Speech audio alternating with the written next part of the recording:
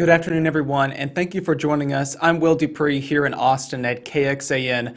We are streaming a press conference here now live from Governor Greg Abbott, the Chief NIM with the Texas Division of Emergency Management, and other city officials in Lubbock. They're speaking about the COVID-19 outbreak in that community and in the region. Let's take a listen as Governor Abbott's press conference is about to begin.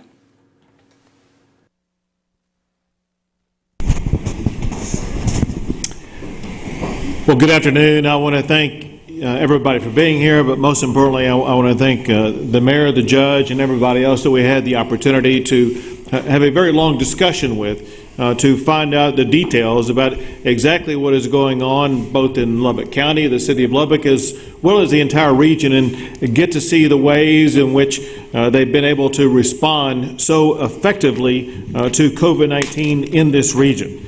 And I appreciate not only the briefing, but also appreciate tremendously the way that they have faced challenge after challenge after challenge by using strategies that have been able to contain and reduce the spread of COVID-19. A couple of things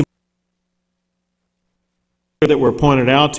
One is that contact tracing helped to slow the spread by identifying outbreaks and then by containing them, first with the way that strategy was used in the nursing home outbreak, and then in further instances to make sure that wherever you did see outbreaks in the Lubbock region, that contact tracing program was used effectively to curtail those outbreaks. Second, the testing capacity has continued to expand in the Lubbock region. But something that was pointed out here is something that also exists in every region of the state of Texas, and candidly, every state in the United States. And it's something that we need to come to grips with and understand. And that's what is called COVID fatigue. Listen, there's a reality. People have had an altered state of life for the past few months. One that requires wearing a mask, one that requires staying at home if at all possible, one that reduces your level of interactivity with others. And that's a challenge. A once-in-a-lifetime challenge. And it's easy to get a sense of fatigue. It's easy to want to stop having to comply with those standards. If there's one message I could convey today, and that is the ongoing necessity, the ongoing reality, that COVID-19 still exists in Lubbock, it still exists in Texas, it still exists globally. And if people do not continue to in a very disciplined way maintain the highest level of standards, what you will see is an acceleration of the expansion of COVID-19. This is especially true when you consider the timing of when we gather today. As we gather today, we are on the precipice of schools opening up, whether they be public schools or higher education.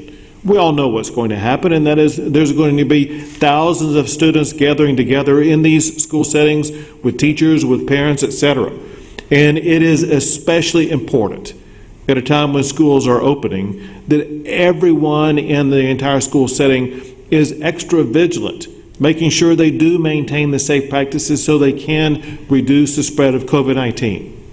But I must emphasize this also, because what I do know, especially from listening to Dr. Rollo, the superintendent of the Lubbock Independent School District, the strategies they have in place are effective strategies to contain the spread of COVID-19. The ways in which COVID-19 would be most likely to spread when schools open is actually in gatherings that would take place after the school day is over. People will go home, they may go home with friends, they may hang out together in a backyard, whatever the case may be. One thing that we have found in other parts of the state of Texas that may be true also in Lubbock, and that is one of the settings in which COVID spreads the most rapidly right now is these gatherings. Sometimes it's just gatherings of family members, sometimes it's gatherings of friends, sometimes it's in a backyard, sometimes it's at some other type of social event. People need to understand that until we have better medications that can treat COVID-19, until we have the vaccines that will end COVID-19, people must maintain vigilance, even when just gathering with family members, to make sure you do continue to wear masks. I must emphasize that Dr. Mitchell today repeated what doctors in Houston said yesterday, and what doctors in Dallas said before, and what doctors across the entire state of Texas have repeated, and that is the best strategy we have to slow the spread of COVID-19 before we have medications is the practice of people wearing masks. It's been reported repeatedly by doctors in Texas that the wearing of masks is one of the leading reasons why we have had a reduction in the spread of COVID-19 in the state. A couple of other things that we must understand that we're dealing with as we open up schools. We are also at the beginning stages of flu season. That means that there will be more people contracting viruses. It means there will be more people needing access to hospitals because of that. And as a result, we must exercise that same extra sense of vigilance, of the best practices, not only as we continue to combat COVID-19, but also as we add on top of that the requirement of combating the flu. Some other things I want to mention, obviously also we have Labor Day coming up. So Texas began to open up in the early part of May, and then we opened up more as we continued through the course of May. And then we had Memorial Day at the end of May. And I think there was a feeling at that particular time that we really didn't have to worry about COVID, that people could go out and they could have Memorial Day parties, they could socialize, they could gather and things like that. And that was one of these spreading events that led to the increase of COVID-19. People recognized that in Texas. And as a result, they were a lot more responsible during the 4th of July holiday time period.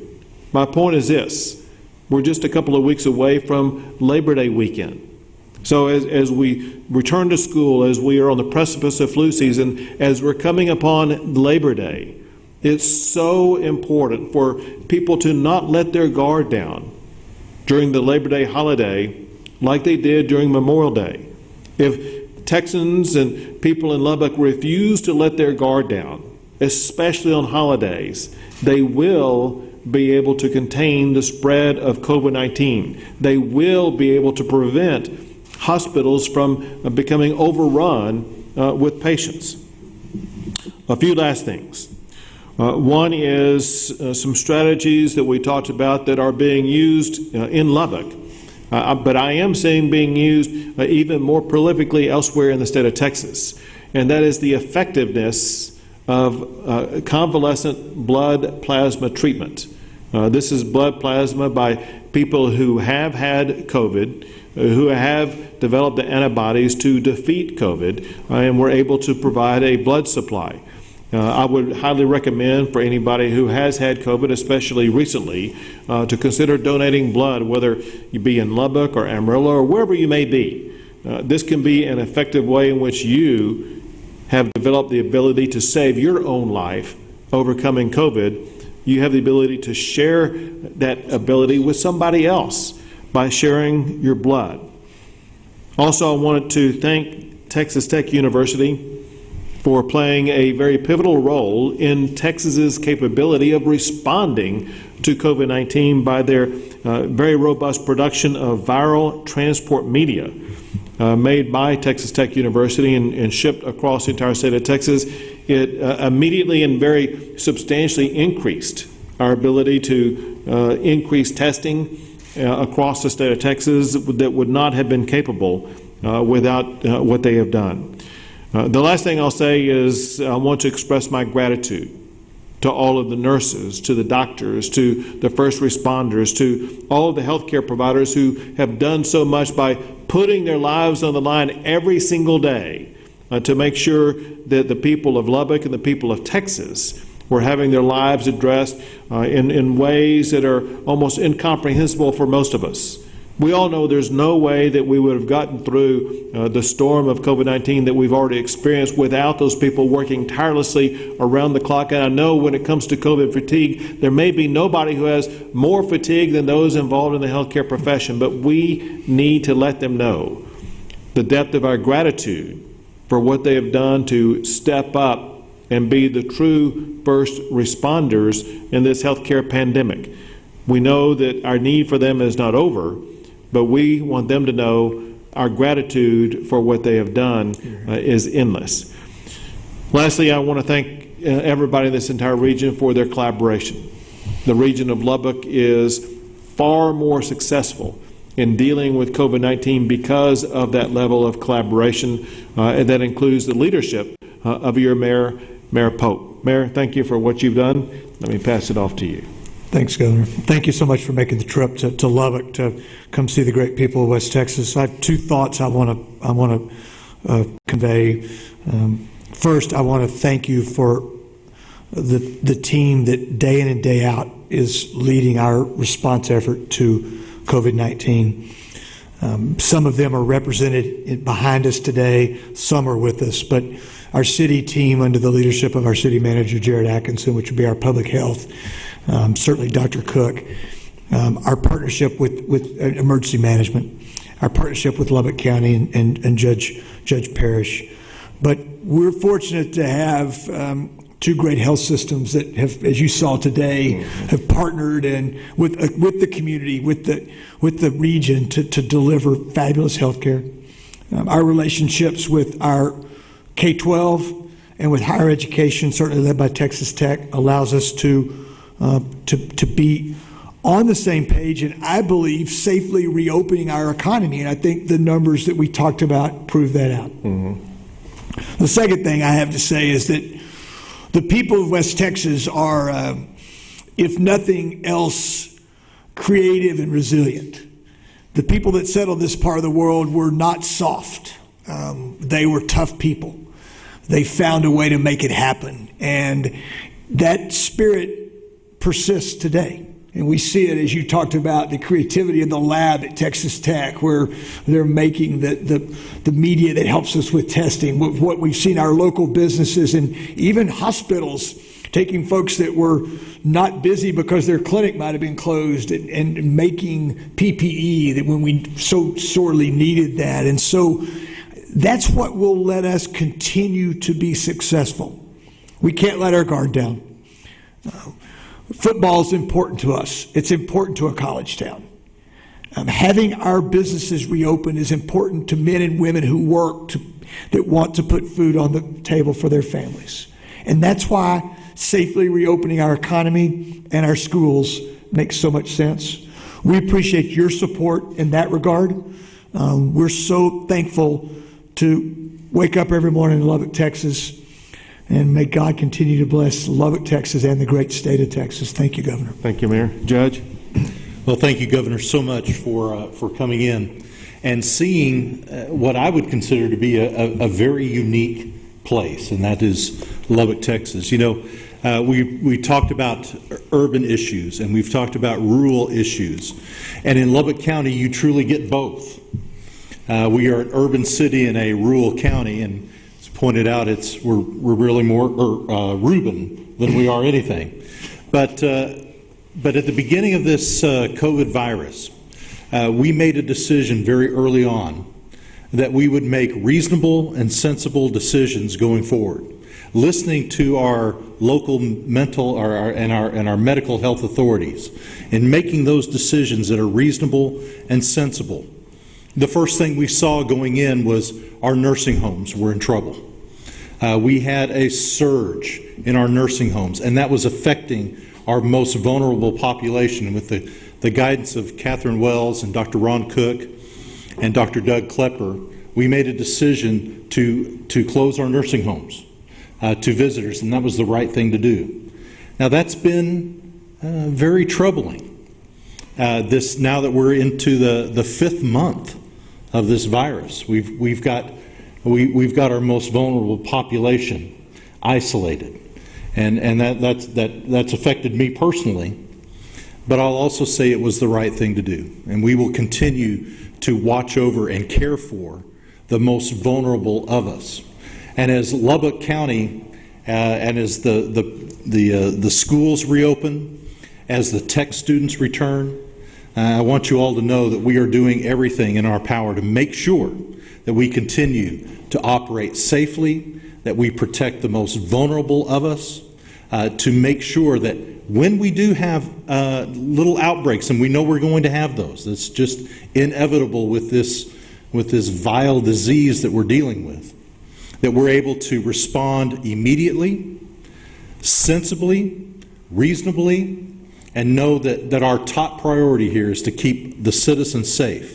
Not just the citizens of Lubbock County, but Governor, as you found out, we serve much more than just this community and this county. With our medical community, we serve an area, approximately 1.5 million people depend on Lubbock for their medical care. And so we want to make sure that we are doing everything in our power to keep Lubbock safe, keep Lubbock County safe, keep West Texas safe, keep all of us safe. It is our top priority. And Governor, I want to thank you, Chief Min, I want to thank you for all your hard work in helping us out here at West Texas do our job and take care of our people. So thank you, Governor. Great. Now, Chief Nim Kidd, Chief of the Texas Division of Emergency Management. Thank you, Governor. As we travel a lot after disaster, we generally come in and offer support to communities. I got to tell you, Mayor, Judge, Manager, it's refreshing to come into a community and hear about the innovation, about the work that's been done here that didn't require additional outside assistance. You guys have knocked it out of the park, and so thank you for taking care of your Texans. Our job will be to continue to add personal protective equipment to your stockpile, to continue to add testing capability, reduce turnaround times, and then I'm really excited about the future plans that you have put together. We're going to have our folks model your plans and look at other communities to share those with. So thank you for allowing us to be here with you. Thanks, Chief. Great. With that, we'll take some questions. Sure. I'll start. I'm Sarah Selwalder, I'm with the Lubbock NPR affiliate. The testing positivity rate has increased across the state. It's now over 20%. Are you concerned about that? And what is happening with testing across the state right now? Sure, a couple of things. First, with regard to the positivity rate, this is something that the Department of State Health Services is investigating, and they brought in a data team to dig deep into it to find out exactly what the reason is for the increase in the positivity rate. That said, we have identified a couple of things that contribute to it, as well as a related issue. We have seen fewer people being tested the past few weeks than we were last month, and we have been able to identify a reason for that. First, during the month of July, there were several surge testing operations where we dramatically increased the amount of testing in different regions at different periods of time, and that led to a very abundant number of tests that were done. At the same time, however, we saw a lot of people, a lot of residents in different regions step forward wanting to get tested. We have observed for the past couple of weeks a decline in the number of people stepping forward to get tested. We do have abundant testing capacity. We have far more daily testing capacity than there are tests being undertaken because we're not having enough people step forward to be tested as we did before. We're working on strategies as we speak that will be easy pathways to increase more people being tested. So you can expect to see those test numbers go up here in the coming days.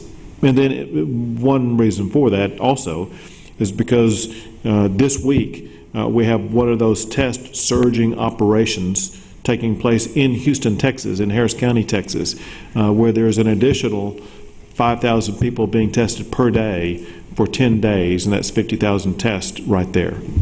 Just as a quick follow-up, how do you think that the return to both K-12 and colleges will affect testing rates? I believe it will increase testing rates because one of the strategies we're working on that we're not yet capable of announcing is additional strategies for testing in the education setting, and especially on the K through 12 setting. We do have additional test-based companies that are working to bring strategies online that could dramatically increase the number of tests that are run on a daily basis. And then we have additional test collection equipment suppliers that are coming online that will increase our test collection capability. One of those relates to nursing homes. We will have same-day turnaround test results in all nursing homes across the state of Texas. That should begin this week, more fully next week. But we also do want to focus on the education setting, knowing how important it is, in part because of the volume of people who will be in those settings, but also because of the importance of ensuring the safety in those settings, safety of the people in those settings. Thank you. I have a question. Sure. Hi, I'm Sammy Steele. I'm with News West 9 in Midland and Odessa. So a little bit of a drive this morning. You were greeted by protesters in the lobby today. Many of them are bar owners or employees who say that the executive order is impacting their businesses and their livelihood. What's your response to that? I'm extremely sympathetic to their cause. They have bills to pay. They have rent or mortgages to pay. They have food put on the table, and they don't have a paycheck that they once had. And so they are in the worst situation, perhaps, of anybody because of the economic fallout of this pandemic. And we want to see everybody to be back as fully employed as possible. We have learned through the course of the pandemic that one of the most prolific spreading event locations is bars. And there's some very obvious reasons for it. When you go to bars, you don't go in there and go to an isolated location way far separated from others. Instead, people come together. When you're drinking, you're not wearing a mask, you're taking your mask off. After you've had several drinks, some people become fairly intoxicated, and they become less likely to use the discipline that is needed to make sure that they are avoiding spreading COVID-19. And so every doctor that I've either talked to or I've read about in the United States of America that has studied infectious diseases has rated bars as the leading transmission zone. And it was in the aftermath of my order shutting down bars and in the aftermath of my requiring the mask mandate across the state of Texas, you could see 2 to 3 weeks after that, there was the reduction in the spread of COVID-19 across the state. There was a reduction in the positivity rate. There was a reduction in the number of people testing positive. And most importantly, there was a reduction in hospitalizations.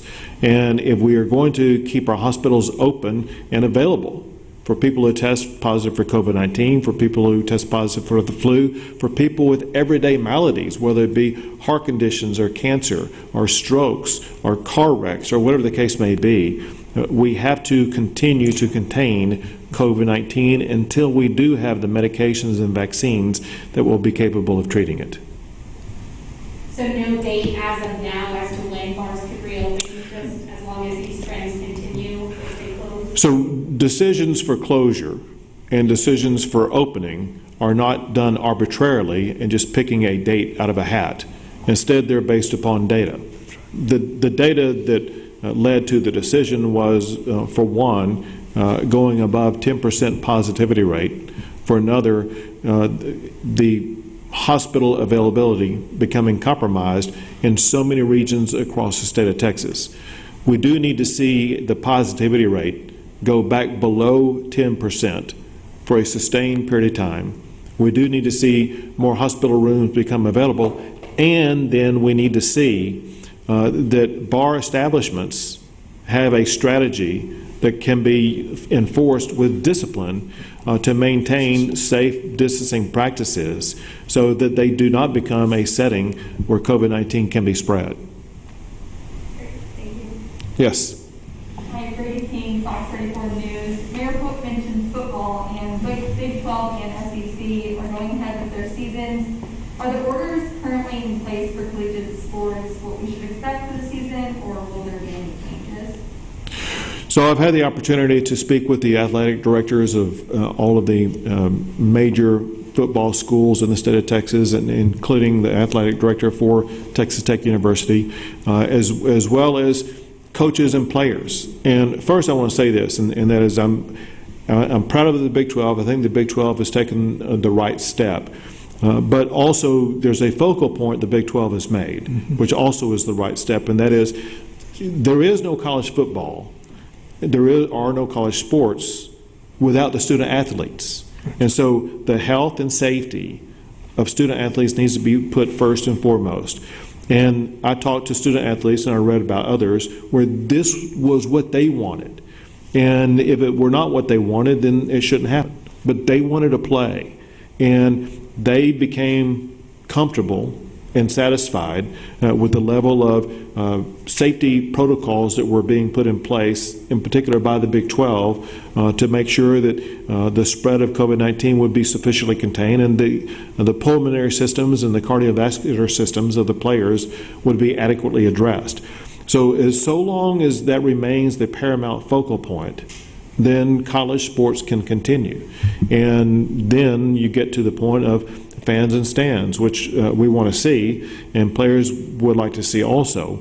But that is a healthcare issue unto itself that we need to work collaboratively with the universities on to make sure that when the players do play, neither their safety nor the safety of everybody attending the game, as well as the entire community, becomes compromised because of conditions that could lead to a spread of COVID-19. So will that be an institutional decision on whether how many fans can attend? Well, there are multiple layers there. The first layer is going to be what, if anything, the Big 12 establishes. And we're seeing the same thing, I'm hearing anyway, out of the SEC and maybe some other conferences. And so the leaders of the conferences will be the first decision-making layer, just like what you perhaps have seen in the NBA, what you've seen in Major League Baseball and in the NFL. We will see standards as set by the league-wide organization first, and then the state will work collaboratively with the schools, universities, and the local cities to make sure that standards can be set that will not lead to a COVID-19 spreading event. A couple more guys, two more questions. Sure. Grace Morris with KLBK News. We're hearing from some districts, including those in West Texas, that there have been delays in receiving Chromebooks. Currently, they're on back order for 4 to 10 weeks. Now, the state has allocated funding for devices for students, but what's the plan on when those devices are facing shortages in production? So first, and most importantly, and that is the state is working with school districts to make sure that there will be sufficient both hotspots as well as laptops and any type of technology that is needed to close the digital divide. And already there has been almost $500 million aggregated for that. In addition to that, there is additional funding that may be forthcoming really soon as the Trump administration negotiates with Congress. The information that I have is that there could be additional funding to make sure that the state will be able to work with the local school districts to ensure that everyone who needs access to any type of technology for education, that their needs will be met.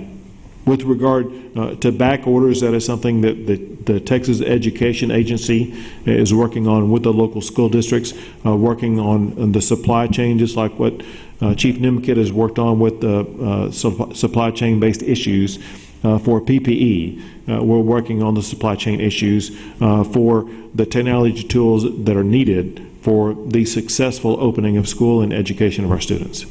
Last question, real quick, right here. Governor, I have a quick question. Matthew Taylor, KMAC News. There's a few bars here in Lubbock that are starting to reopen. They're adding more food to their menus so they can be considered more of a restaurant than a bar. Are you concerned about that? We have a nightclub here who's having a bring your own beer event coming up. Are you concerned about those bars opening and possibly some large crowds? There still remain certain requirements that are enforced by the TABC that must be met, and then some other protocol requirements. Remember, if a bar, for example, converts itself into a restaurant, there are certain restaurant standards that are required, including by executive orders, that must be satisfied, such as no more than 50% occupancy, such as distancing standards that apply in restaurants that may not be existing in bar-type settings, where if those protocols are not followed, those now converted into restaurants can still lose their license to be able to sell alcohol, which makes it very difficult for them to be able to operate. TABC is still out in full enforcement, and if anybody is creating a setting that can lead to a transmission of COVID-19, they are subject to losing their license. Thanks, guys. We got to go. Appreciate it.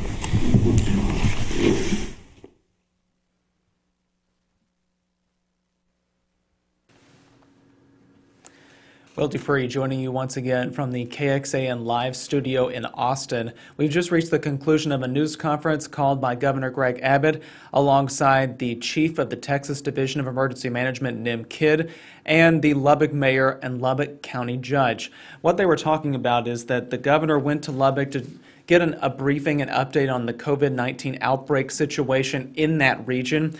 What he was saying is that he wanted to commend them for the response that they're doing at this point.